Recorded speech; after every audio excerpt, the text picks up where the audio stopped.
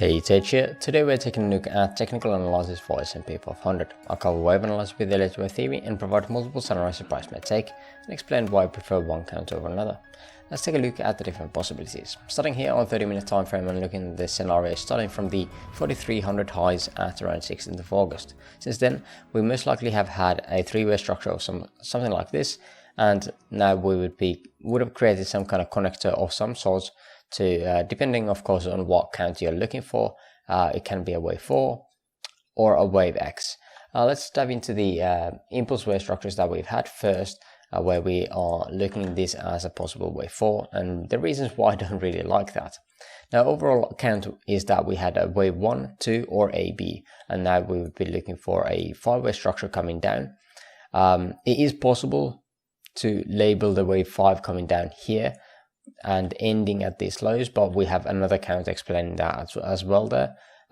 So it does not really, we would have two overlapping counts basically starting a structure of these lows instead of ending something here.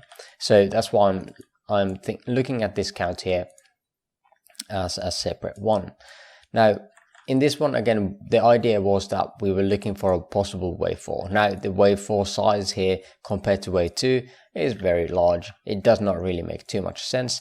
It is also very large on that retracement. We can see that it pretty much gets to the golden pocket right here before reverting down again, making it way less likely that is actually a wave 4 as well. However, it was not invalidated as wave 1, or wave 4 did not get to the wave 1 area here.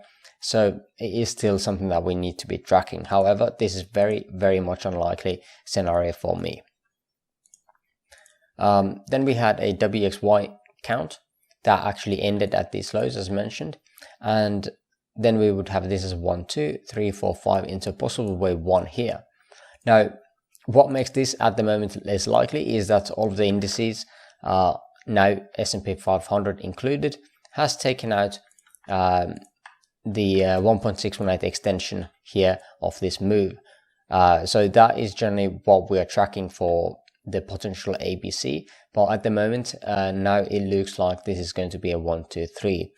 We have the lowest, or basically most extreme momentum down here, so we are getting some kind of small divergence at these lows. So it is possible that we are either creating now that possible wave 4 and 5. At least on this count, we would still need to be believing that we have this as an ABC, and now we would be starting to head upwards. Of course, the invalidation for this count would be these lows, as wave 2 cannot get below the wave 1 start. So yeah, that is something that we need to be tracking, but at the moment, again, this is less of a priority or less likely of a count as well.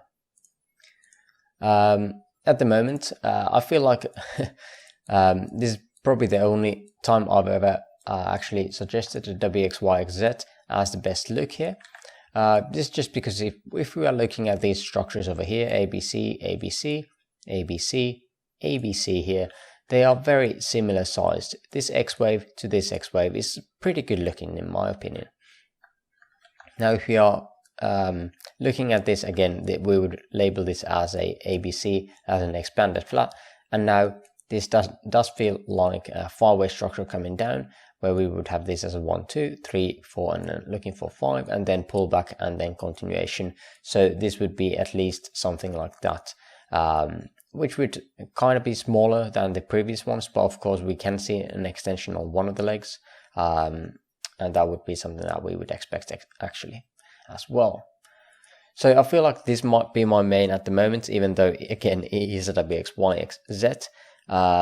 There is of course some of these possibilities where we had this as a WX and then very extended wave Y, but to me again, if we go beyond the 1.618 extension of this W for the wave Y, then it definitely needs to be looked into some other possibilities as well, where this is not that likely. So what am I looking for at the moment, or the open basically, is that from the move from the highs of this 3800 $21, I would have this as a diagonal into 1, 2, and then 3.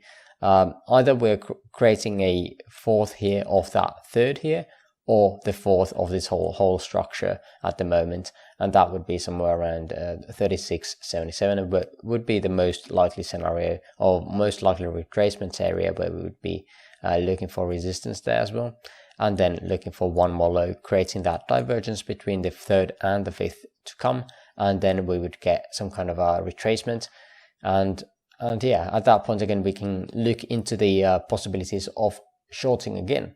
But once we take out this current low, we can be starting to look for some kind of a long potential, because just because again a 5-way structure is ending here, so I would definitely want to be cashing in on that retracement as well.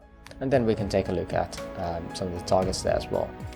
But I feel like that is pretty much the game plan for today on S&P 500. If you made it this far into the video, I would appreciate the likes. Link to my free Discord server in the description below. And for now, I thank you for watching and hope you have an amazing rest of the day. See you in the next video. Bye bye.